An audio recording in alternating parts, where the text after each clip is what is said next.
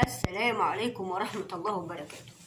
اللهم صل على محمد وعلى آل محمد كما صليت على إبراهيم وعلى آل إبراهيم إنك حميد مجيد، وبارك على محمد وعلى آل محمد كما باركت على إبراهيم وعلى آل إبراهيم في العالمين إنك حميد مجيد.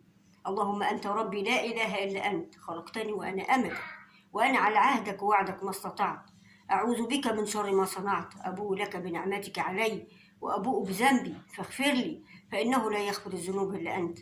اللهم إننا نبرأ من حولنا إلى حولك يا الله، ومن قوتنا إلى قوتك يا الله، ومن علمنا إلى علمك يا الله. اللهم لك الحمد في كل وقت وكل حين. اللهم لك الحمد حمدا كثيرا طيبا مباركا. وبسم الله الرحمن الرحيم. نبدأ لقاءنا النهاردة لقاء الأحبة، بكل سنة وكل حبايبي طيبين، ويا رب يا رب الأيام المفترجة دي تجعلها فرج وسعادة عليكم وكل حبايبي، ربنا محقق لهم كل اللي بيتمنوه، اللهم امين يا رب العالمين.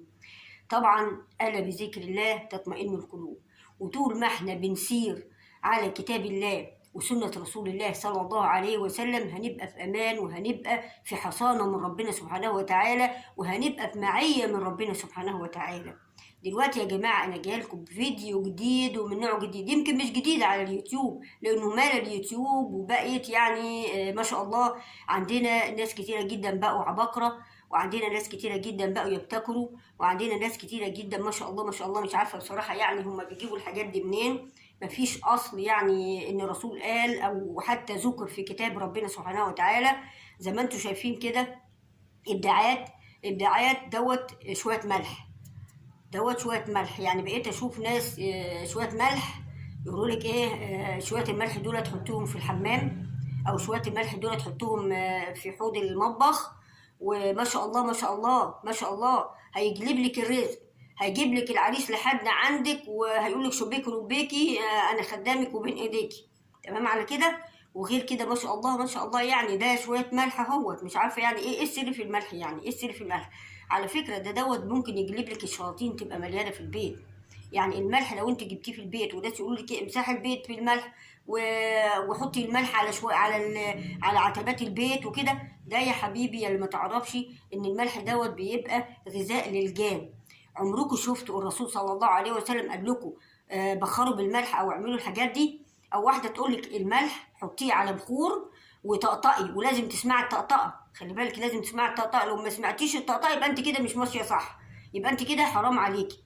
يا جماعة نتقي الله في نفسنا، نتقي الله، لأن احنا كده ماشيين في طريق مسدود، في طريق غلط، في طريق في شرك ربنا سبحانه وتعالى. لا سمعنا بكده، حتى ما فيش إلا الرسول قال، ولا حتى حد من الصحابي قال، ولا حتى ولي من أولياء الله الصالحين قالوا، ولا الناس الصالحة قالوا، ولا جيب سيرة الكلام ده. ده الملح ده يعني حاجة من ضمن الحاجات. في بقى تاني أنا ملقيتش بصراحة قدامي إلا الإزازة ديت عشان أجيبها لكم.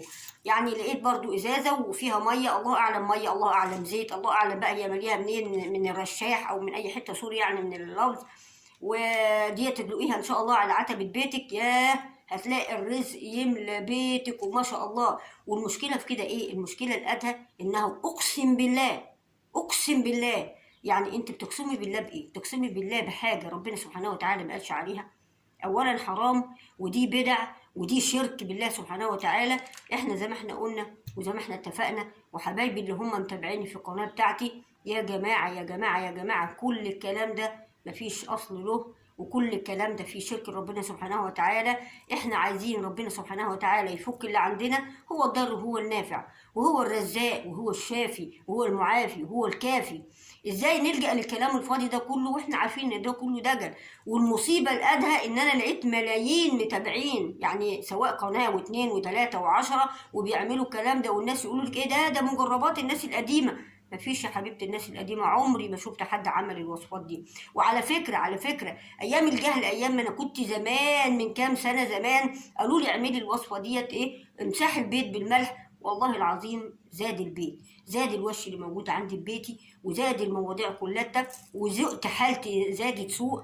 والله والله والله واقسم بالله بقى بجد ان انا ما شفانيش ربنا سبحانه وتعالى وما اخرجنيش من اللي انا فيه واللي انا كنت فيه، وما طلعتش السحر من بيتي الا لما لجأت لربنا سبحانه وتعالى، وصلاة الفجر والصلاة على الحبيب المصطفى صلى الله عليه وسلم، وكثرة الاستغفار واللجوء ربنا والتذلل لربنا سبحانه وتعالى. انا محتاجه لك يا رب، بقت الدموع دي تنزل لوحديها، تنزل لوحدها، لان بين ايدين المولى يا ربنا سبحانه وتعالى، لان هو القادر على كل شيء. لا شويه الملح دولت اللي هرشهم، ولا شويه الميه اللي انا مش عارفه انا جايباهم منين هقرا عليهم، ولا شويه السكر، ولا كرام الفاضي دوت، ولا ان انا امسك ورقه واحطها في المصحف. ازاي يعني؟ ازاي من عندي المصحف؟ طب ما انا اقرا المصحف، اقرا سوره البقره اللي سيدنا محمد صلى الله عليه وسلم قال عليها، اقول الادعيه اللي موجوده في القران الكريم، وربنا سبحانه وتعالى هو القادر على كل شيء. عندنا ادعيه جميله سيدنا محمد قال عليها، وادعيه جميله جدا. دعاء سيدنا يونس: لا اله الا انت سبحانك اني كنت من الظالمين، تقوليه وبيقين والله العظيم لو ربنا يشيل اللي عندك ويفك اي سحر واي مس واي حاجه موجوده عندك. اهم شيء ان احنا يبقى عندنا حسن ظن بالله. انا دلوقتي الفيديو اللي انا عملته دوت عشان خاطر يعني ايه الابتكارات والمخترعات والدكاتره والمهندسين والمخترعين اللي بقوا مليون اليوتيوب. انا كل اللي هاممني ان احنا نمشي صح، ونمشي على سنة رسول الله صلى الله عليه وسلم، ورضا ربنا سبحانه وتعالى، لأن أهم شيء إن ربنا يحسن ختامنا. أنا مش هستفيد بحاجة لما قناتي تكبر، ممكن أعمل زيهم، بس هعمل إيه بالفلوس؟ هقابل ربنا بيها إزاي؟ أقول له يا رب أنت أنا عملت كده عشان خاطر الفلوس، مش عايزة فلوس، أنا مش عايزة غير رضاك أنت يا رب، وكده كده رزقي ربنا هيبعتهولي، قرش قرشين ثلاثة، ما يهمنيش بقى ان انا يبقى عندي مليون جنيه، ولا يهمني ان انا يبقى عندي ملايين وغضب ربنا عليا. الحمد لله رب العالمين. اهم شيء ربنا يرضى عليا، واهم شيء القرش اللي انا هاخده من القناة ديت اعرف اجيب بيه حتى لقمة بحتة جبنة اكلها، وتبقى بالحلال، نازله ببطني بالحلال انا وعيالي وجوزي. انما اروح اعمل كلام فاضي عشان خاطر الناس تسمعني وعشان خاطر اجيب فلوس وكلام فاضي، ده ما ينفعش. انا كان عندي واكرم ان اللي بتعمل الحاجات دي تجيب شويه باميه تطبخها، تجيب حله محشي تعملها، اكرم لها من انها تغضب ربنا سبحانه وتعالى وتبعد عن ربنا سبحانه وتعالى وتضل الناس.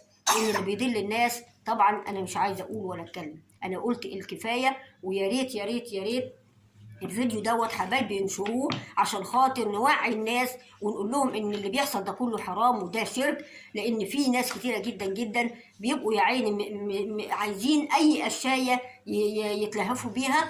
فاحنا نقول لهم عليكم بالقرآن، عليكم بذكر ربنا سبحانه وتعالى، عليكم التمسك بسنة رسول الله صلى الله عليه وسلم، الاستغفار، الصلاة على الحبيب المصطفى، لا إله إلا أنت سبحانك إني كنت من الظالمين، لا حول ولا قوة إلا بالله العلي العظيم، وحسبي الله ونعم الوكيل. كل ده كلها كنوز وكلها مفاتيح للفرج من ربنا سبحانه وتعالى. ربنا يفكها عليكم وعلينا، وربنا يا رب يشفي كل مريض، وربنا يا رب يصلح لنا حالنا جميعا ويهدينا ويرضى عننا ويحسن ختامنا يا رب. واهم شيء اهم شيء طبعا قبل ما تدعوا، بعد ما تدعوا، وقبل ما تبداوا الفيديو بتاعي تقولوا ايه؟